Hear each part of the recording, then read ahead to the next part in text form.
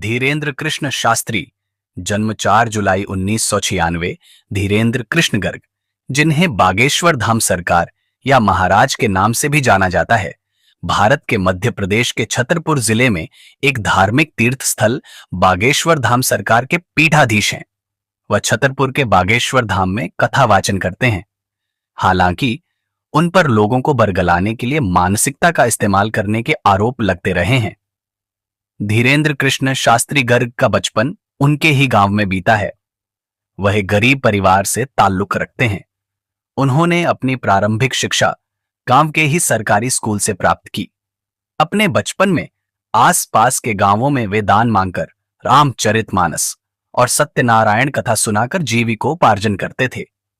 वर्तमान में वह अविवाहित हैं, परंतु शीघ्र ही विवाह करने का विचार कर रहे हैं। उन्होंने ये भी बताया कि जया किशोरी, धीरेन्द्र कृष्ण शास्त्री का जन्म और पालन पोषण एक हिंदू गर्ग ब्राह्मण परिवार में हुआ, जहां उनके पिता एक पुजारी के रूप में काम करते हैं। कथित तौर पर धीरेन्द्र शास्त्री जी को भगवान हनुमान ने बागेश्वर धाम सरकार के पीठाधीश्वर बनने और समाज सेवा के लिए काम करने का निर्देश दिया था। उनके अनुसार न ही वो किसी देवता के अवतार हैं, न ही वो कोई तांत्रिक हैं, मात्र एक साधारण मानव हैं जिनके पास हनुमान जी और सन्यासी बाबा के आशीर्वाद से सिद्धियां प्राप्त हैं।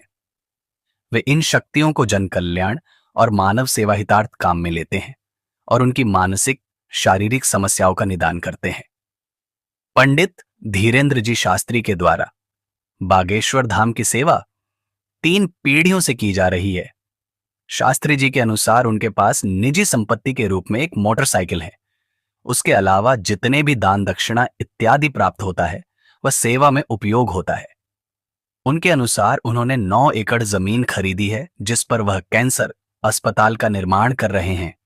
धाम में आया दान मंदिर विस्तार, जन कल्याण कार्य जैसे कन्याओं का विवाह, रोगों के निदान के लिए और अन्नपूर्णा भंडारा में लगाया जाता है, जिसमें प्रतिदिन कई हजार भक्त प्रसाद ग्रहण करते हैं। कथित तौर पर शास्त्री जी ने 2021 में एक घर वापसी कार्यक्रम के दौरान ईसाई धर्म में परिवर्तित 300 हिंदू लोगों को वापस हिंदू धर्म में लाया। 25 जनवरी 2023 को मध्य प्रदेश सरकार ने शास्त्री जी को मिली मौत की धमकी के बाद उनकी सुरक्षा बढ़ा दी। 23 जनवरी 2023 को नेताजी सुभाष चंद्र बोस की जयंती पर शास्त्री जी ने भारत को हिंदू राष्ट्र घोषित करने के लिए हमें अपना समर्थन दो, हम हिंदू राष्ट्र देंगे का नारा दिया। इंडिया टीवी के आपकी अदालत कार्यक्रम में उन्होंने कहा था कि वह सभी धर्मों का सम्मान करते हैं और किसी भी धर्म के प्रति दुर्भावना नहीं रखते, परंतु वह अपने धर्म के लिए आपत्तिजनक टिप्पणियां और कृत्य बर्दाश्त नहीं करेंगे।